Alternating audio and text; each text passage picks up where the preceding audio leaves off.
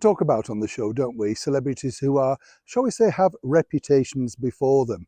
And I've met many, as you can imagine, in this illustrious career, some might say.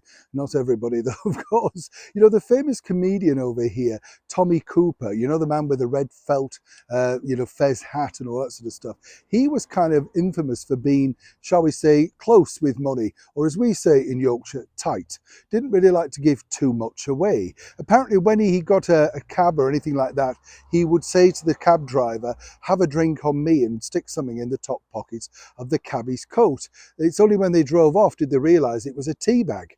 He never really wanted to take money. I know, we could be brothers, couldn't we? That bad, you know. But I wanted to introduce you to one man who I thought was incredibly genius in making sure that nobody bothered to cash said check that he gave them. We're talking about a man over here who was a huge household name for many, many years. Wilfred Pickles. I know, there's a name, isn't it? Can you imagine getting on with a name like Wilfred Pickles now? Sounds like a jar of Branston, doesn't it? You know what I mean?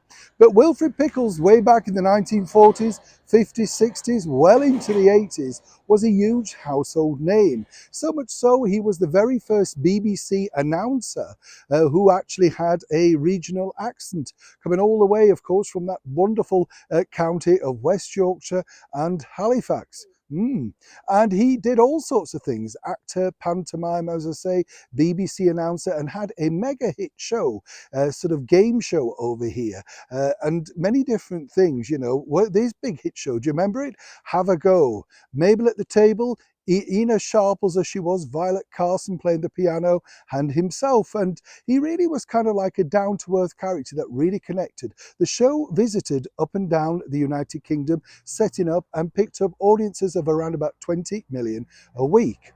Of course, what was interesting was, as I say, Wilfred wasn't particularly keen on opening said wallet.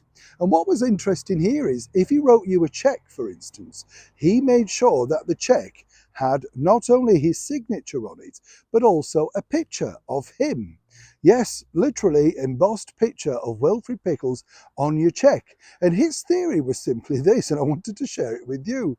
You see, not a lot of people received checks back in the day, like now we live with credit cards and smartphones and swipes and all that sort of stuff. But way back then, everybody got a check. Those that were lucky enough to receive a check for payment from Wilfred saw these particular checks with his face on. But his theory was that they were so enamored at meeting a celebrity, and not just the picture, but his signature, they very rarely cashed the check. And it's true, they didn't. And of course, the money remained in Wilfred's bank and not in yours. You went round showing everybody free publicity for him. And more importantly, he kept the money. I wanted to know, by just asking this question, if you'd met a celebrity that you thought was a little bit tight-fisted, who didn't necessarily share what they could have done with you. In a fun way, of course, no negativity.